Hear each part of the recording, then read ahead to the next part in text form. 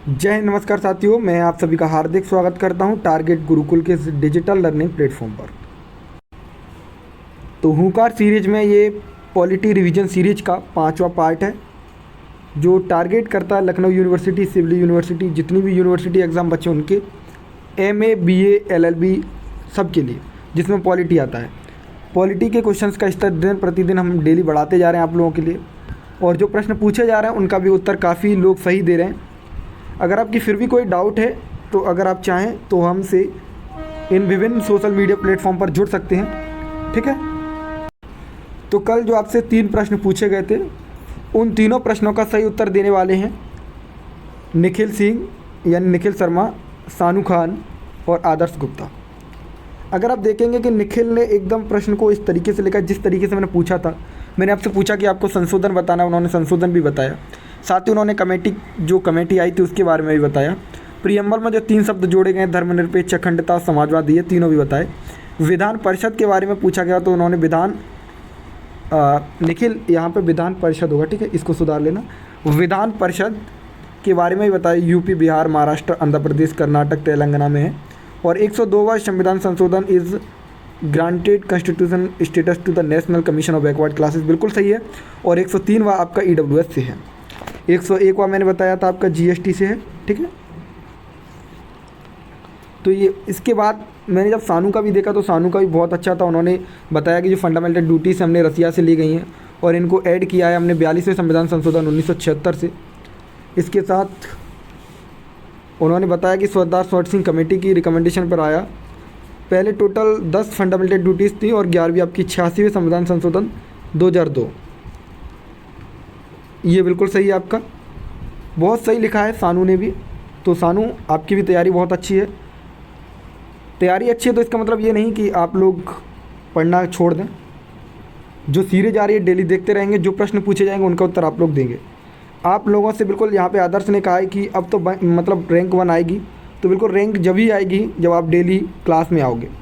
तो आप तीनों को या किसी अन्य को कोई भी डाउट हो तो ये मेरे सोशल मीडिया प्लेटफॉर्म की लिंक दी गई है, उस पर जुड़ सकते हैं, ठीक है। आदर्श ने बिल्कुल सही कहा। इन्होंने बताया वाई कैमरल लेजिस्लेचर है, बिल्कुल 6 स्टेट में है। आंध्र प्रदेश है, यूपी है, बिहार है, तेलंगाना है, महाराष्ट्र और कर्नाटक है। इन्होंने कहा है कि थैंक्स, सारे क्वेश्चन रटे ये लग रहे हैं। बिल्कुल आदर्श, आपको रटे हुए इसलिए लग रहे हैं क्योंकि ये 5वीं बार रिवीजन चल रहा है। अगर आप शुरुआत से हमारे साथ जुड़े होंगे तो आपने देखा होगा कि कम से कम मैंने हर यूनिवर्सिटी एग्ज़ाम से पहले आपको 500 प्लस पॉलिटी के क्वेश्चन कराए हैं, हर यूनिवर्सिटी एग्ज़ाम। और केवल क्वेश्चन नहीं कराता मैं, एक्सप्लेनेशन बहुत ज़्यादा रहता है। अगर आप कोई भी प्रश्न देखेंगे तो उसके साथ एक्सप्लेनेशन, यानी कि आपको चारों जो ऑप्शंस होते हैं उनको समझाया जाता है। तो इसलिए आपको हलवा लग रहा है। तो आप लोग एग्ज़ाम फोड़ना है आप सभी को, और रैंक भी लानी है। और जो लोग आंसर नहीं दे रहे हैं वो लोग आज के प्रश्नों का उत्तर जरूर देंगे। पहला क्वेश्चन, इनमें से कौन भारतीय संविधान में संवैधानिक सलाहकार थे? ठीक है, यहाँ सुधार लेना, संवैधानिक सलाहकार थे। Who among the following was the constitution adviser to the constituent assembly? तो संवैधानिक सलाहकार कौन थे पूछा जा रहा है। डॉक्टर VR राव थे, डॉक्टर अंबेडकर थे, डॉक्टर KM मुंशी जी थे, डॉक्टर राजेंद्र प्रसाद जी थे। तो आप सभी लोगों ने आंसर दे दिया होगा। तो इसका सही उत्तर है doctor VR Rao. Doctor VR Rao ji जो थे वो कॉन्स्टिट्यूएंट असेंबली के सलाहकार थे। तो डॉक्टर राजेंद्र प्रसाद क्या थे? हमने तो वो डॉक्टर अंबेडकर और डॉक्टर राजेंद्र प्रसाद क्या थे? हमने तो आंसर लगा दिया, कर दी ना गलती। देखो, डॉक्टर राजेंद्र प्रसाद के बारे में तो आप लोगों को लिखना है और KM मुंशी जी के बारे में आपको लिखना है। मैं आपको बताता हूँ डॉक्टर अंबेडकर जी के बारे में। तो डॉक्टर VR अंबेडकर जी तो जो हैं उन्हें फादर ऑफ इंडियन कॉन्स्टिट्यूशन कहा जाता है। संविधान के पिता के नाम से जाने जाते हैं, संविधान के जनक के नाम से जाने जाते हैं। ये वही व्यक्ति हैं जिन्होंने तीनों राउंड टेबल कॉन्फ्रेंस यानी कि गोल मेज सम्मेलन में भाग लिया था। साथ ही ये ड्राफ्टिंग कमेटी के चेयरमैन भी थे, ड्राफ्टिंग कमेटी। तो अब एक और प्रश्न बन जाता है कि ड्राफ्टिंग कमेटी में 6 और लोग थे, उनका नाम लिखना है और साथ ही ये बताना है कि किस तारीख को ड्राफ्टिंग कमेटी बनकर तैयार हुई थी। और थोड़ा सा जानकारी इकट्ठी करें तो जो कॉन्स्टिट्यूएंट असेंबली थी उसमें 385 मेंबर्स थे टोटल। 292 लोग क्या थे इलेक्टेड थे, और बाकी जो लोग थे वो प्रोविंशियल स्टेट यानी कि जो रियासतें थीं वहाँ से लाए गए थे। 93 मेंबर्स नॉमिनेटेड थे प्रिंसली स्टेट से। ठीक है, 9 दिसंबर को पहली मीटिंग होती है। डॉक्टर सच्चिदानंद सिन्हा जी इसमें आपके प्रेसिडेंट बनते हैं। ठीक है, फिर इसके बाद ये कैसे रहते हैं, ये टेम्परेरी प्रेसिडेंट रहते हैं। इसके बाद doctor Rajendra Prasad ji permanent chairman बनते हैं 11 दिसंबर 1946। साथ ही अब बताएं कि संविधान बनकर कब तैयार हुआ था। संविधान बनकर कब तैयार हुआ था। तो संविधान आपका 26 नवंबर 1949 को तैयार हो जाता है, लेकिन हम इसको लागू करते हैं 26 जनवरी 1950। और 26 जनवरी 1950 के दिन से ही हम रिपब्लिक डे मना रहे हैं। ठीक है, बात करें कि संविधान को बनने में समय कितना लगा, तो 2 साल 11 महीने 18 दिन लगे। कितने कॉन्स्टिट्यूशन में मतलब आर्टिकल्स थे, तो 395 आर्टिकल्स थे। 12 शेड्यूल थे और प्रेजेंट में अभी 22 हो गए हैं शेड्यूल। ठीक है, और इसकी जो झंडा हमने लिया था 22 जुलाई 1947 को, जो हमारा इंडियन नेशनल फ्लैग है उसको अपनाया था, तिरंगे को। तो 22 जुलाई को हम झंडा दिवस के रूप में भी मनाते हैं। और इसकी डिज़ाइन तैयार करने वाले थे पिंगली वेंकैया, आंध्र प्रदेश के। तो ये देखो आपको काफ़ी ज़्यादा इसमें ब्रीफ डिस्क्रिप्शन मिल जाता है, हर एक प्रश्न को समझाया जाता है। अगर आप लोग ये PDF डाउनलोड करना चाहते हैं तो टारगेट गुरुकुल का जो प्ले स्टोर पर ऐप है उसको डाउनलोड कर वहाँ से PDF भी डाउनलोड कर पाएंगे। अगर अधिक जानकारी के लिए आप लोग टेलीग्राम इंस्टाग्राम पर मैसेज कर सकते हैं। कुछ लोग कहते हैं कि भैया आप प्रश्न बहुत कम कराते हैं। भाई मैं 10 प्रश्न कराऊँ, लेकिन 10 के साथ में कम से कम हर एक चारों उत्तर को मैं डिस्कस करता हूँ, तो आप लोगों को ज़्यादा से ज़्यादा कंटेंट मिल जाता है। 10 प्रश्न कराने का मतलब ये नहीं कि मैं लाया और जल्दी जल्दी बोलता कि 50 क्वेश्चन करा दूँ 10 मिनट में, क्या फ़ायदा। समझो, यानी कि अगर कोई भी पॉइंट छूटे ना। अगला प्रश्न, राष्ट्रपति को शपथ कौन दिलाता है। बहुत सिंपल क्वेश्चन है, आप लोगों ने अभी तक उत्तर लगा दिया होगा, तो आप सभी का उत्तर मैं देख लूँगा। मेरा उत्तर है इसमें chief justice of India. Chief justice of India यानी सुप्रीम कोर्ट में चीफ जज होता है, वो राष्ट्रपति को शपथ दिलाता है। यहीं पर मैं पूछ लूँ कि चीफ जस्टिस को शपथ कौन दिलाता है, तो बिल्कुल सही बात है, राष्ट्रपति दिलाते हैं। प्रेसिडेंट दिलाते हैं। स्पीकर ऑफ लोकसभा कौन होता है, तो स्पीकर ऑफ लोकसभा का मतलब जो स्पीकर होता है वो लोकसभा मेंबर्स में से किसी एक को चुना जाता है। ठीक है, वाइस प्रेसिडेंट को शपथ राष्ट्रपति दिलाते हैं। और ये भी याद रखना कि राष्ट्रपति अपना रेजिग्नेशन वाइस प्रेसिडेंट को देते हैं। ये प्रश्न इसलिए महत्वपूर्ण है क्योंकि ये राष्ट्रपति ही एक ऐसा व्यक्ति है जो अपने छोटे पद वाले को अपना रेजिग्नेशन देता है, बाकी सारे लोग अपने बड़े लोगों को देते हैं। प्राइम मिनिस्टर की बात करें तो ये काउंसिल ऑफ मिनिस्टर्स का हेड होता है, इसको एक्चुअल हेड भी माना जाता है, और ये नॉमिनेटेड हेड होते हैं प्रेसिडेंट। ठीक है, प्राइम मिनिस्टर बनने के लिए 25 वर्ष उम्र होनी चाहिए अगर आप लोकसभा के मेंबर हैं तो, अगर राज्यसभा के हैं तो 30 वर्ष, प्रेसिडेंट बनने के लिए 35 वर्ष। अब आप लोग बताएंगे चीफ जस्टिस ऑफ इंडिया बनने के लिए कितनी उम्र होनी चाहिए। ठीक है, कुछ पावर्स को डिस्कस कर लें प्रेसिडेंट की जो महत्वपूर्ण है ज़्यादा। तो है अपॉइंटमेंट, PM का अपॉइंटमेंट करता है, मिनिस्टर्स का करता है PM की सलाह पर। चीफ जस्टिस का अपॉइंटमेंट करता है, और जो जज होते हैं सुप्रीम कोर्ट और हाई कोर्ट में उनका भी अपॉइंटमेंट कौन करता है, प्रेसिडेंट करता है। Auditor general of India, attorney general of India, इन सब का भी कौन करते हैं, प्रेसिडेंट करते हैं। और he is directly administer the union territory, तो ये यूनियन टेरिटरी को भी हैंडल करते हैं, जैसे कि लेफ्टिनेंट गवर्नर होते हैं वहाँ पर, कमिश्नर एंड एडमिनिस्ट्रेटर। तो बताइए ये प्रश्न आप लोगों के क्लियर हुए। अगले प्रश्न की ओर चलते हैं। पंचायती राज भारत में किस संविधान संशोधन से आया। Panchayati Raj has received constitutional status with the amendment act, तो किस अमेंडमेंट एक्ट से आया है, तो आपको बताना है किस संविधान संशोधन से। 72वां, 73वां, 74वां, 75वां। तो आप लोगों ने अभी तक दे दिया होगा आंसर।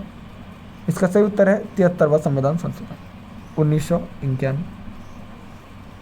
74 वाले में हम म्यूनसिपल कॉरपोरेशन की बात करते हैं, ये 1992। समझ लेते हैं क्या है, तो पंचायती राज।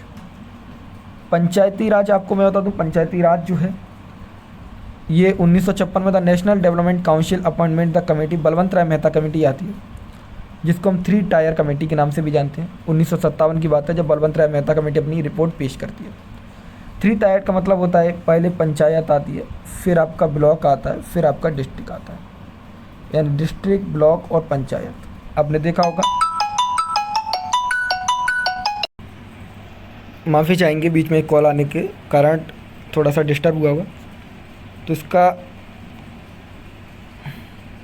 तो पंचायती राज के बारे में बात करें तो बलवंत राय मेहता कमेटी आती है और 1957 की बात है ये अपनी रिपोर्ट पेश करती है और 3 टायर कमेटी बनाई जाती है, ठीक है, जिसको जिला परिषद डिस्ट्रिक्ट लेवल पर होती है और पंचायती समिति और ब्लॉक समिति, ये बता दिया मैंने आपको।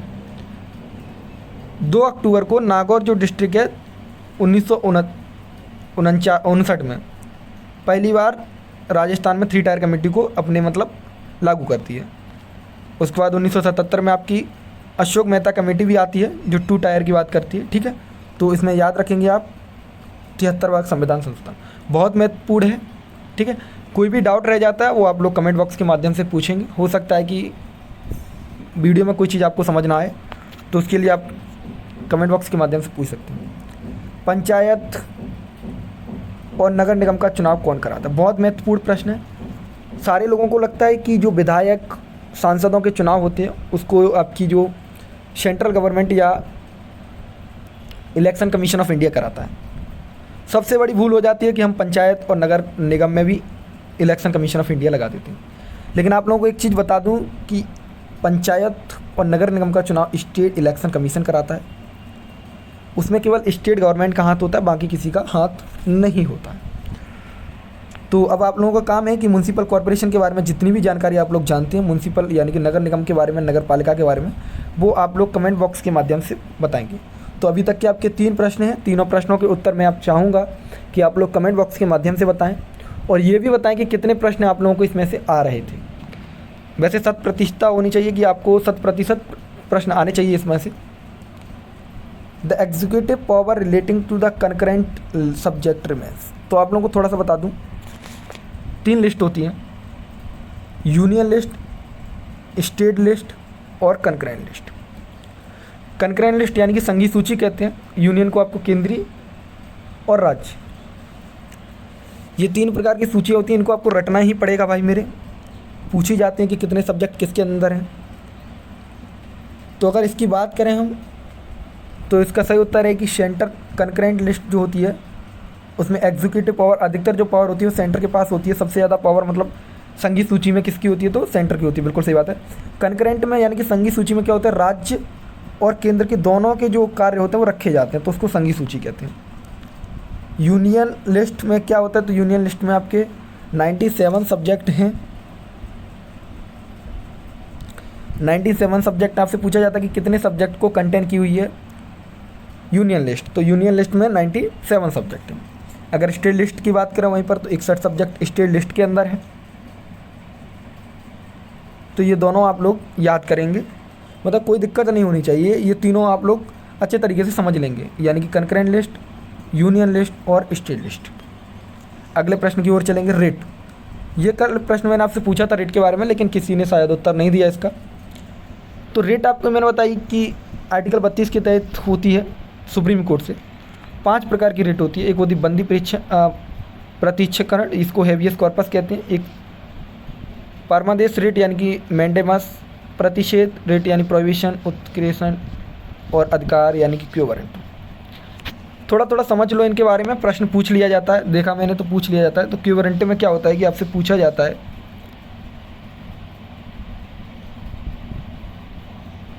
आपसे ये पूछा जाता है कि आप किस अधिकार से इस कुर्सी पर बैठे हैं। मान लो कई लोग घूस वूस देकर कुर्सी पर बैठ जाते हैं, नौकरी लग जाती है, तो कभी कभी ऐसा होता है कि गवर्नमेंट उनसे प्रश्न कर लेती है कि आप किस अथॉरिटी से इस पद को संभाले हुए हैं। तो ये इसमें होता है। बंदी प्रतीक्षकरण में क्या होता है, हेवियस कॉर्पस में ऐसा होता है साथियों कि अगर जैसे मान लो किसी व्यक्ति को पकड़ा गया तो उस व्यक्ति को 24 घंटे के अंदर कोर्ट के अंदर पेश करना होता है। अगर ऐसा नहीं करते हैं तो आप ये वाली रिट जारी करवा सकते हैं। मैंडेमस में क्या होता है, मैंडेमस में ये होता है कि अगर कोई पब्लिक अथॉरिटी पर बैठा है, मान लो कि आप थाने में गए, थाने में कोई थानेदार बैठा है, आपने कहा कि साहब इस कार्य को करिए, यानी कि रिपोर्ट लिखिए या कोई आपका सिग्नेचर वो करवाना है। अगर वो व्यक्ति काम नहीं कर रहा है तो उस जगह पर आप लोग ये वाली रिट जारी करवा सकते हैं कि भाई क्यों काम नहीं कर रहे हो। अगर किसी सरकारी पद को संभाले हुए हैं तो आप का मतलब अथॉरिटी है, आपका काम है अपनी पब्लिक ड्यूटी को निभाना, तो ये वाला इसके लिए रिट जारी होती है। प्रोहिबिशन जो रिट है ऐसा होता है कि हायर कोर्ट चाहे तो जो लोअर कोर्ट की कार्रवाई है उसको रोक सकता है, ठीक है। अगर मान लो कार्रवाई रुक नहीं पाई और काम हो गया तो उसके बाद ये सेक्रेटरी इसको जारी किया जाता है। मान लो आपके सुप्रीम कोर्ट में आपने रिट जारी करवा ली और हाई कोर्ट में फ़ैसला सुना दिया तो सुप्रीम कोर्ट हाई कोर्ट के फैसले को चेंज कर सकता है, ये इस रिट के अंदर आता है। तो समझ में आ गया, अगर नहीं तो रिट के लिए मैं ऑलरेडी एक वीडियो चैनल पर डला हुआ है, अगर आप चाहेंगे तो 5 से 7 मिनट का वीडियो अच्छे तरीके से समझ लेंगे। अगला है, ये आप लोगों का काम है, आज के प्रश्न का उत्तर आप लोग देंगे। ये दोनों मिलाया हुआ प्रश्न लग रहा होगा। Which of the following adapt from the Maurya dynasty, यानी कि जो भारत का शासन है उसमें एक मौर्य डायनेस्टी से क्या अडप्ट किया गया है। 4 लॉयंस लिए गए हैं, यानी कि 4 शेर लिए गए हैं, घोड़े लिए गए, सत्यमेव जयते लिया गया है या रथ का पहिया लिया गया। तो ये सारी चीज़ें आप लोग मुझे बताएंगे कमेंट बॉक्स के माध्यम से, ठीक है। और इस वाले प्रश्न का उत्तर भी आप लोग मुझे देंगे, क्योंकि मैं ऑलरेडी बता चुका हूँ कि फादर ऑफ इंडियन कॉन्स्टिट्यूशन किसे जाना जाता है, ठीक है। देखो ज़्यादातर प्रश्न मैं आप लोगों से क्यों पूछता हूँ, कई लोगों को लग रहा होगा कि भैया ने जितने प्रश्न कराए उससे ज़्यादा तो हम लोगों से पूछ लिए। भाई देखो, प्रश्न पूछने का सीधा सा तात्पर्य है कि 5 बार रिवीजन करा चुके हैं। रिवीजन सीरीज में मुझे नहीं पता चलेगा कि आप लोग पढ़ रहे हैं कि नहीं पढ़ रहे हैं। मैंने क्या सोचा है कि आप लोगों को 20 तारीख के बाद डेली लाइव क्लास दूंगा। अभी मेरा थोड़ा सा एग्ज़ाम चल रहा है, इसलिए यूनिवर्सिटी एग्ज़ाम है, तो 2-2 घंटे की लाइव क्लास दूंगा। साथ ही आप लोगों की टेस्ट सीरीज भी चालू करेंगे, ठीक है। ऐप के माध्यम से दे पाएंगे, एकदम आपको एग्ज़ाम जैसा फील होगा, ठीक है। तो इस प्रश्नों का उत्तर आप लोग देंगे। और जिन लोगों ने कल प्रश्नों के उत्तर दिए थे, आप लोगों की तैयारी बहुत सही है। आयुष, आदर्श, सानू, ये सभी लोग, निखिल, आप लोगों की तैयारी बहुत अच्छी है। आप लोग क्या करिए कि वीडियो को थोड़ा सा शेयर करिए, जिससे आपके जो साथी बिछुड़ रहे हैं उनको भी साथ लाइए। आज का भी टारगेट वीडियो का 50+ लाइक है, ठीक है। अब आप लोगों के ऊपर है कि कैसे आपको पूरा करवाना है। अगर आप चाहते हैं कि आगे ऐसी वीडियो आते रहें तो थोड़ा सा प्यार बरसाइए। धन्यवाद।